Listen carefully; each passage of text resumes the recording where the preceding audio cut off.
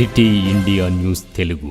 Welcome to city India news. Mahabubnagar పట్టణంలో minority గురుకుల కళాశాలలో ఇంటర్మీడియట్ 2వ సంవత్సరం చదువుతున్న ఓ విద్యార్థి ఆత్మహత్యకు పాల్పడ్డాడు. ఈ నేపథ్యంలో సదరు విద్యార్థి ఉమ్మడి నారాయణపేట జిల్లా మద్దూరు మండలం భూనేడు గ్రామానికి చెందిన రామ్రెడ్డి అనే విద్యార్థి నేడు తెల్లవారుజామున మహబూబ్ నగర్ జిల్లా కేంద్రంలోని మైనార్టీ గురుకుల కళాశాలలో ఆత్మహత్యకు పాల్పడినట్లు కళాశాల ప్రిన్సిపల్ తెలిపారు. అయితే విద్యార్థి బంధువులు మాత్రం కళాశాల నిర్లక్ష్యంతోనే తమ బాబు చనిపోయాడని బంధువులు ఆందోళన చేపట్టారు. ఈ మేరకు తెల్లవారుజామున 3:30 చనిపోయిన విద్యార్థి కళాశాల యాజమాన్యం 9:30 ఉదయం చూసి ఆసుపత్రికి తరలించడంపై తీవ్రంగా మండిపడ్డారు. బంధువులు ఈ నేపథ్యంలో కళాశాలకు చేరుకున్న బంధువులు ఒక్కసారిగా ఆగ్రహం వ్యక్తం చేస్తూ ఫర్నిచర్ని ధ్వంసం చేశారు. ఈమెకు స్థానిక పోలీసులు వారికి నచ్చచెప్పడంతో ఆగిపోయారు. నా పేరు ప్రశాంత్, ఎస్ఎఫ్ఐ జిల్లా కార్యదర్శి.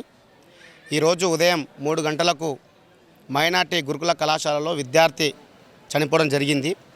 ప్రధానమైన అక్కడున్న విద్యార్థులతోన మేము అక్కడ విద్యార్థులు మాట్లాడడం జరిగింది. అక్కడ విద్యార్థులు మా దృష్టికి తీసుకొచ్చింది ఏంటంటే, హౌస్ మాస్టర్ అని చెప్పేసి ఒక మాస్టర్ ఉంటాడు.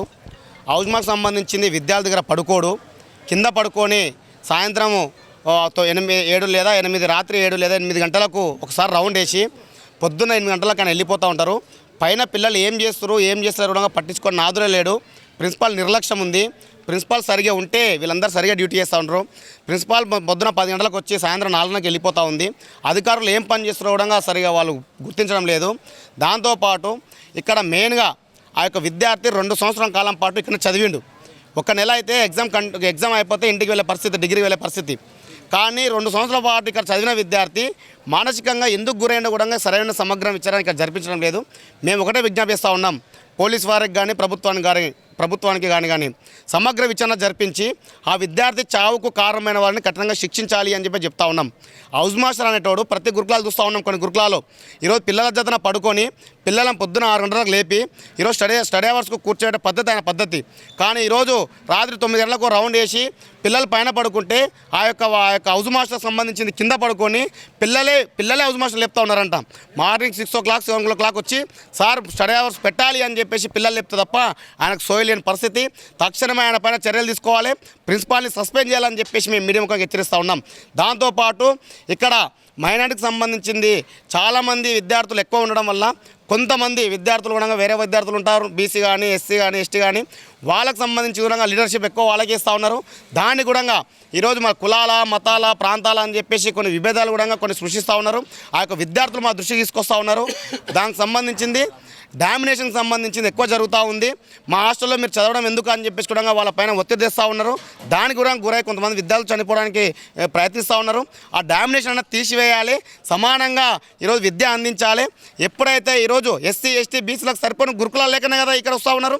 సరైన గురుకులాలు ప్రభుత్వం స్పందించి ఎక్కడ సంబంధించిన అక్కడ గురుకులాలు ఏర్పాటు చేసి, మైనార్టీకి సపరేట్ గురుకులాలు ఏర్పాటు చేసి, బీసీ ఎస్సీ ఎస్టీకి సపరేట్ గురుకులాలు ఏర్పాటు చేస్తే ఇలాంటి కూడా కొన్ని ఈరోజు కంట్రోల్ చేయొచ్చు.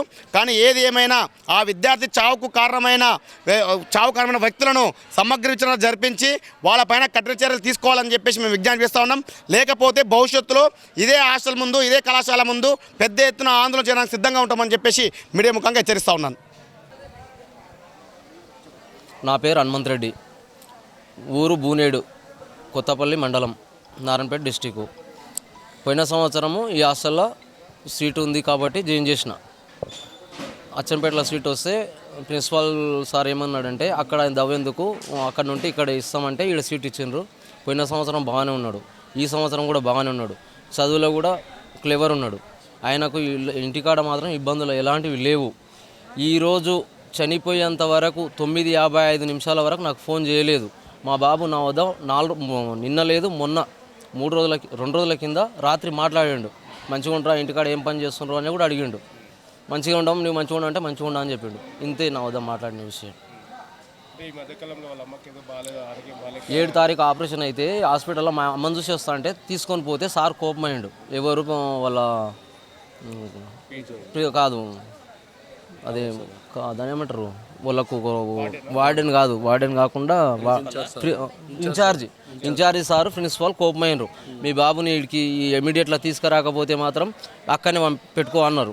లేదరా చిన్న అమ్మకి మీ ఆపరేషన్ విషయానికి నీకేం సంబంధం, చూసినావు కదా పో అన్న. 8వ తారీఖు రోజే పంపించేసాను. ఇంకా అంతే, వేరే ప్రాబ్లం ఏం లేదు. ఏం ఇవ్వలేదు, ఇన్ఫర్మేషన్ ఇవ్వలేదు నాకు డైరెక్ట్గా 9:55 నిమిషాలకు మీ బాబు ఇట్లా హాస్పిటల్కి తీసుకుపోయినాము, జర ప్రాబ్లం ఉంది రా అన్నారు. నేను వచ్చి చూసే వరకు డెడ్ బాడీని పండబెట్టిండ్రు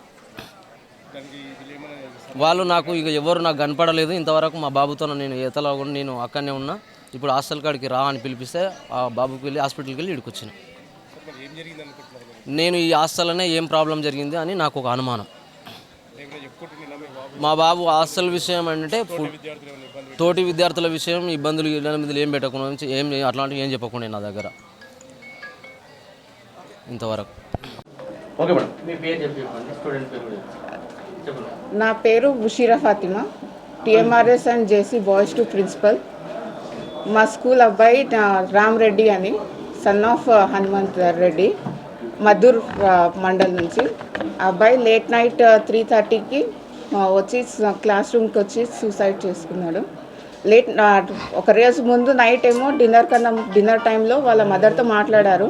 ఏం మాట్లాడారో తెలీదు, బట్ అబ్బాయి అయితే స్టడీస్లో అన్నిట్లో బాగున్నాడు. ఎర్లీ మార్నింగ్ 3:30కి ఏమో వచ్చి సూసైడ్ చేసుకున్నాడు క్లాస్ రూమ్కి వచ్చి.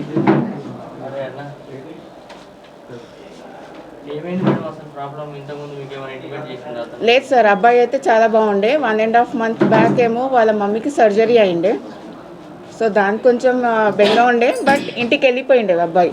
ఈవెన్ డిసెంబర్లో కూడా మళ్ళీ 3 days ఇంటికి వెళ్ళొచ్చిండు. స్టడీస్లో మళ్ళీ యాజ్ యూజువల్గా ఫోకస్ ఉండే అబ్బాయిది. పాస్ అయ్యే స్టూడెంటే, ఫెయిల్యూర్ స్టూడెంట్ అని కూడా కాదు, రిజల్ట్ టెన్షన్ ఉండాలని. పాస్ అయ్యే అబ్బాయి మంచిగానే ఉన్నాడు, స్కూల్లో కూడా ఏం ప్రాబ్లం లేకుండే. ఇంకా న్యూ ఇయర్కి కూడా ఏం సెలబ్రేషన్స్ లాంటివి కూడా ఏం లేకుండే, యాజ్ యూజువల్గా స్కూల్ నడిచింది. టైమింగ్స్ ప్రకారం కొంచెం ఇంకా కౌన్సిలింగ్ అవన్నీ చేసి టైమింగ్స్ ప్రకారం పిల్లలకేమో డార్మెటరీకి పంపించినాం పండుకోవడానికి. లేదు సార్, మాట్లాడారు సార్ అబ్బాయి.